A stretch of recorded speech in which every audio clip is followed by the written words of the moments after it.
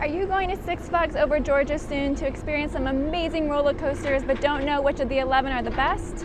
Well, I'm here to answer that question for you. Hi, I'm Kate, and two of my favorite things in this world are theme parks and ranking things, so I figured why not do both. Six Flags Over Georgia is my hometown park, and I've ridden all the roller coasters here countless of times. But I know that I have a bias based on things that I personally enjoy best in a coaster, and I didn't want this ranking to be based solely on my opinion. I want it to be based on math. Why? Well, you can debate preferences all day, but you can't debate numbers. So this ranking won't be based on my personal favorites, but how they rank against each other on various categories. If you've been to Six Flags Over Georgia before and have ridden these rides, you may be surprised how the rides end up stacking against each other. But hey, I'm just a numbers girl. When thinking of the best categories to rate the coasters on, I went down a deep mental rabbit hole to think about what truly makes a roller coaster enjoyable. When I think of the most popular rides and least popular rides in the world, what characteristics in each make one feel that way? So after a long and drawn out 2 minutes, I came up with 6 categories.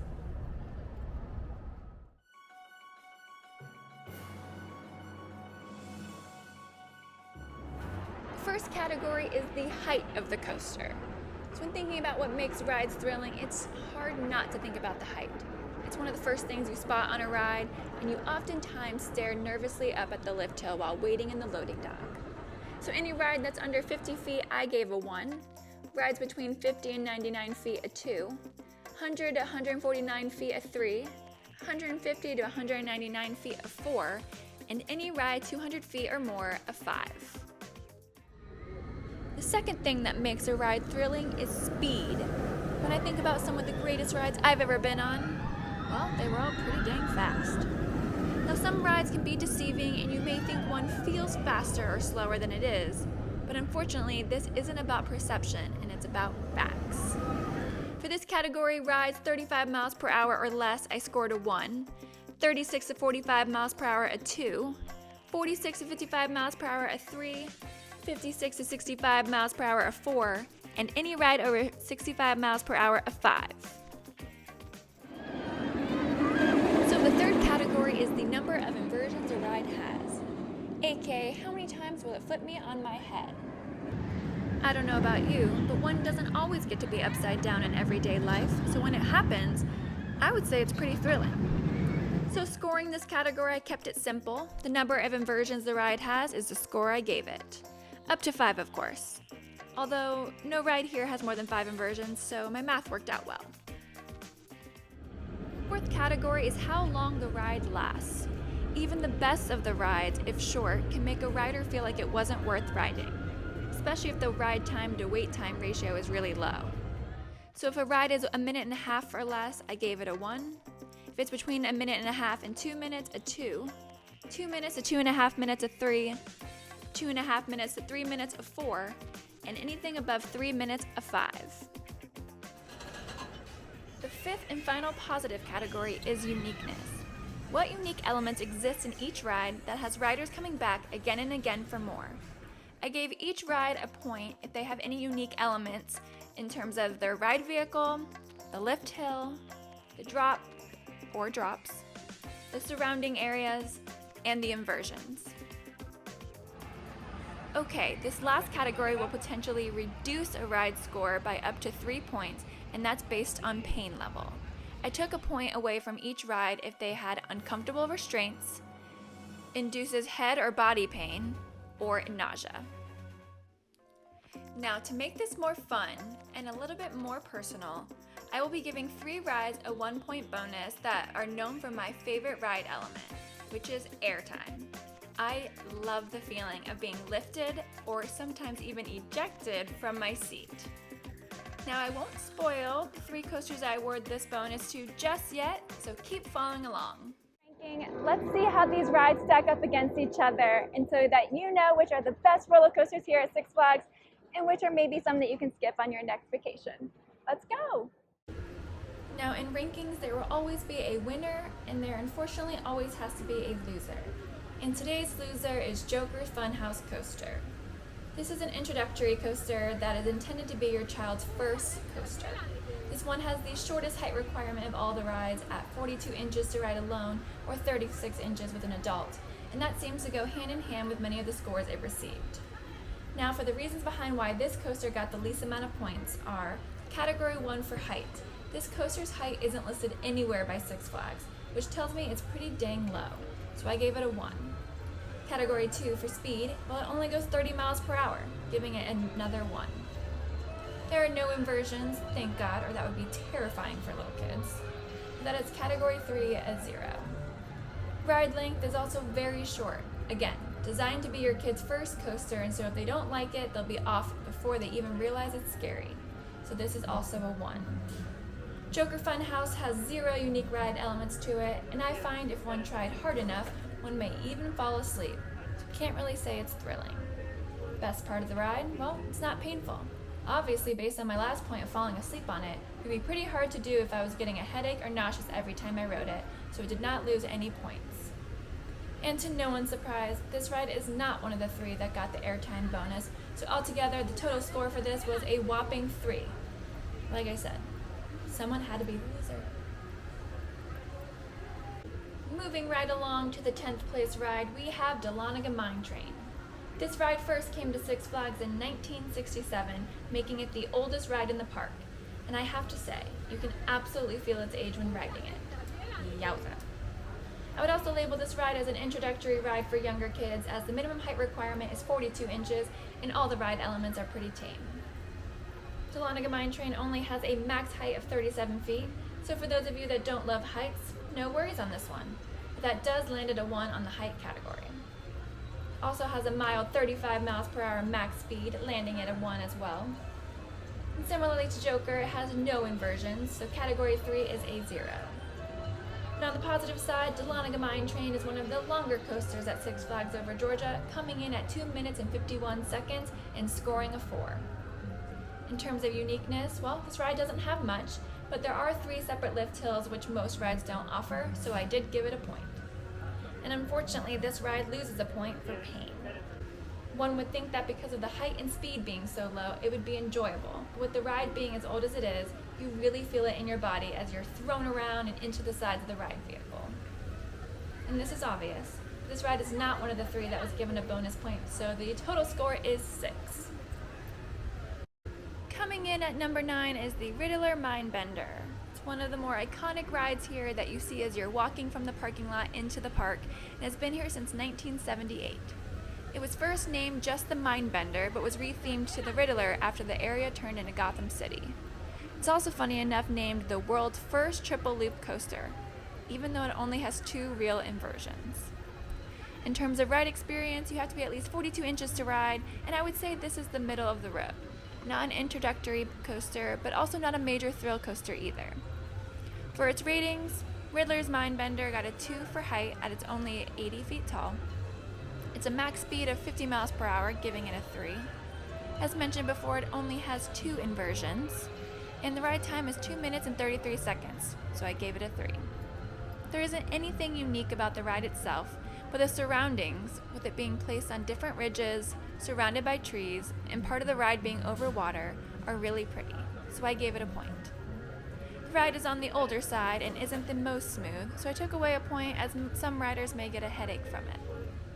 It did not get a bonus point, so the total score for the RIDDLER Mindbender is 10. In 8th place is the second oldest coaster in the park, the Great American Scream Machine. This is a classic wooden coaster, and when it opened at Six Flags in 1973, it was the world's tallest, longest, and fastest of its kind. A fun fact is that when the ride opened, riders were given a red badge of courage button for riding it. Now you have to like the iconic feel of a wooden coaster to enjoy this one, but I absolutely love it and ride it almost every time I come. It has a minimum height requirement of 42 inches and a max height of 104 feet tall, which is a 3 for the height category. It reaches a max speed of 57 miles per hour and is given a 4. Like other wooden coasters, it doesn't have any inversions, and the total ride time is 2 minutes, scoring a 2. In terms of uniqueness, it's a pretty standard wooden coaster, but it does feature 11 drops, so I gave it a point. But similarly to other older rides at this park, it is known for being very shaky, and riders oftentimes complain of a headache afterwards, so I took away a point. Obviously, with its 11 drops, this is our first ride to be awarded a bonus point for having a ton of airtime. I mean, this ride pretty much only has airtime, but hey, a point is a point. So in total, the Great American Scream Machine received 10 points. Georgia Scorcher comes in the middle of the road at 7, and I have to say, just like you can sometimes forget about your middle child, I oftentimes forget about Georgia Scorcher. Nothing unique really about the ride, and it's so short that you leave being like, wait, did I even ride it? It has a minimum height requirement of 54 inches. It opened here in 1999 and is, in my opinion, the only interesting thing about it, a standing coaster, which means you'll be standing up the entire time as the ride vehicle straps in around you. As I start to yawn just talking about this coaster, let's see how it got this ranking. For the first category, Georgia Scorcher is a 3 with a max height of 110 feet tall. It has decent speed with a max of 57 miles per hour, landing at a 4 in the category. It has 2 inversions, not nothing, but not too intense either. And as I said before, this ride is so short, just shy of a minute and a half, which is a 1. And going with the boring theme, well, it only has one unique element to it, and that's the fact that you stand up. Now, I will say that element is the only thing that adds to the intensity level for this ride, and that's not to be discounted. When you're looking at the ride holistically, you can't help but wish there was more to it. I took away a point for pain because while I personally can't speak to this, some people of the male gender have claimed that the ride vehicle can be rather uncomfortable, with the bar pulling up to secure you in, so I took away a point there. This is also not a bonus winning ride, so this brings a total score of 10. In 6th place with a total of 10 points is Blue Hawk, a steel coaster designed by Vekoma. It originally opened at Six Flags as Ninja back in 1992. In 2016, they did renovations to the ride and renamed it Blue Hawk. The minimum height requirement is 48 inches, and the ride vehicle is made up of 7 cars, each carrying 4 passengers, 2 in each row, giving this ride a high capacity and one that almost never has a wait. The ride is intense, featuring 5 inversions, but due to the limited space, the layout is packed together tightly, making it feel like you're close to hitting another part of the ride, adding to the thrill level. Think Space Mountain, but obviously not in the dark. While improvements to the ride did help with the overall ride experience, this ride can be a bit rough on the body, so let's see how this one fared with the different categories. Blue Hawk got a 3 for height at 122 feet tall, a 3 for speed with a max speed of 52 miles per hour. It has 5 inversions, which really helped to bump up the points. It's only a minute and 20, so for the ride time, it got a 1. And the way the ride is laid out, the inversions can feel really intense, making it a bit more unique than others. And you ride over water the entire time, so I gave Blue Hawk 2 points for uniqueness. But boy, is this ride painful, and I took away all 3 points from it. First, the restraints are very painful, and that's with the renovations and changes to make them more comfortable. I still find them painful on the shoulders and upper back. I also took away a point because of the ride experience. It's very shaky, and one can easily leave the ride with a headache. Also, with 4 Gs of force, I wouldn't be surprised if people felt nauseous after getting off. This sadly is also not a bonus receiving ride, so let's move on to the number 5 spot. Coming in at number 5 is Batman the Ride, a very thrilling B&M inverted coaster that opened at Six Flags back in 1997. Upon sitting in the ride vehicle, the floor will move out from underneath you and your feet will dangle for the entire ride. The queue is one of the more immersive queues found here as it attempts to capture the spirit of Gotham City, and the ride is very fun, but intense. So if you like inversions or a ride track that never lets up off the gas, this is the ride for you. For scores, Batman got a 3 for height at 100 feet tall, another 3 for speed with a max of 50 miles per hour. It excels in the 3rd category with 5 inversions. It got a 2 on ride time, with it only lasting a minute and 45 seconds. And I gave it 2 points for uniqueness due to the ride being an inverted coaster, which offers a more unique ride vehicle, and the inversions are pretty different from each other, making it memorable. The amount of force that riders experience and the amount of inversions can easily make a person walk off the ride with a headache or feeling of nausea, so I took away 2 points. And lastly, it is not known for airtime, so no bonus here, but overall a good total score of 13.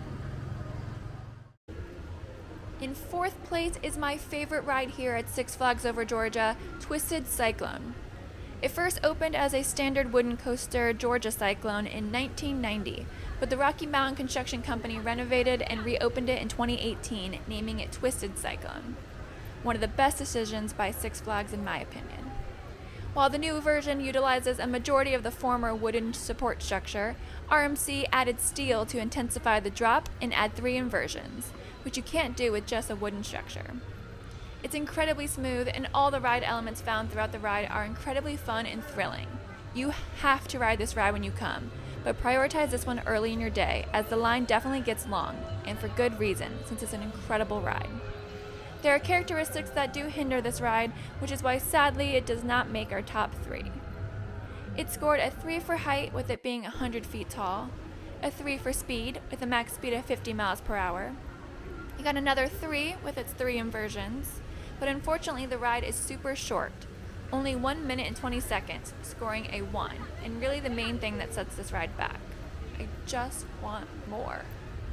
I gave the ride 2 points for uniqueness because there are only 25 RMC steel hybrid coasters in the world, making them somewhat hard to find, and it's still pretty rare to not have an over-the-shoulder seat restraint for coasters with inversions. It's incredibly smooth, and the ride vehicle is very comfortable, so I did not remove any points for pain. And of course, with 10 airtime hills, this ride deservingly gets a bonus point for a total of 13 points. Superman Ultimate Flight is our number 3 coaster here and is taking home the bronze medal. It is a B&M flying coaster where you'll be strapped in and then lifted up onto your stomach as you move through the ride as if you were flying. It is the ultimate thrill coaster, and I personally find it to be the scariest. The thought of you being held in place safely, all based on the restraints, is pretty intimidating. When you get off, you feel a rush of adrenaline. You do have to be at least 54 inches to ride, and this ride has been at Six Flags since 2016. Just by looking at this, you can tell it's rather unique, but let's see how it performed against some of the other categories. For height, Superman is 125 feet tall, scoring a 3. It's the second fastest coaster here with a max speed of 60 miles per hour, which is a 4. It has 2 inversions, one which is so insane and thrilling, but more on that in a second. It's also the second longest coaster with a ride time of 3 minutes, giving it a 4. And for uniqueness, I gave Superman a point for the ride vehicle since you're of course flying, and another point for the inversions. Superman has the world's first inversion called the pretzel loop. That looks, well, like a pretzel. When riders enter the loop, since they are flying, their backs are pushed backwards into the seat as the coaster dives backwards, causing intense positive forces. And then the riders are facing up towards the sky on their backs. Wow. Because of the intense G-forces felt during the pretzel loop, it can make riders motion sick, so I took away a point. And while thrilling, it is not known for airtime, so the total score of Superman Ultimate Flight is 14. Our number 2 coaster at Six Flags Over Georgia is Daredevil Dive. This is a fantastic coaster here, so no surprise that it is awarded the silver medal. Daredevil Dive is known for its unique elements, like a beyond vertical drop, and for being incredibly smooth.